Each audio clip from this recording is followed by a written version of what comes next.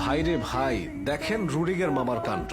Intercontinental কাপের ফাইনালে Real Madrid যখন শিরোপা জিতে নিল, তখন গ্যালারিতে দাঁড়িয়ে ছিল একজন বার্সা ফ্যান, যে হাতের 4 আঙুল দিয়ে রিয়াল মাদ্রিদকে 4 গোল দেওয়ার কথা স্মরণ করিয়ে দিয়ে খোঁটা দিতে চাচ্ছিল।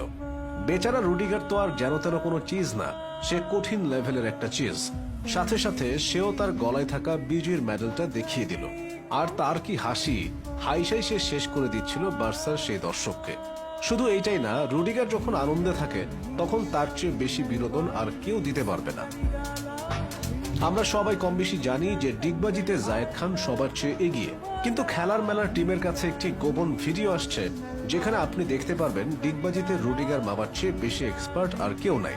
প্র্যাকটিস সেশনে রুডিগার স্পট কিক থেকে গোল দিয়েছে, তার পাশে দাঁড়িয়ে আছে এমবাপ্পে, ভিনি, মদ্রিদ সবাই। রুডিগার গোলটা দিয়েই একটা ডিগবাজি মারল। সবাই অবাক হয়ে তাকায় আছে আর মিটমিট করে হাসছে।